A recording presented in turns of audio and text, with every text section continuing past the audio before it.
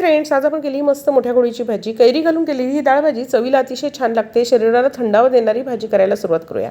यासाठी अर्धी वाटी तुरीची डाळ, 2 चमचे चण्याची डाळ व्यवस्थित 2 ते 3 पाण्याने धुवायची आहे. त्यामध्ये मुठभर शेंगदाणे घालायचे आहे. बारीक धुवून चिरलेली गोळीची भाजी घालायची आहे. त्यानंतर कुकरमध्ये पुरेसं पाणी घालून कुकरला 2 ते 3 शिट्ट्या काढून घ्यायच्या. कुकरची वाफ गेली की भाजी छानपैकी घोटून घ्यायची.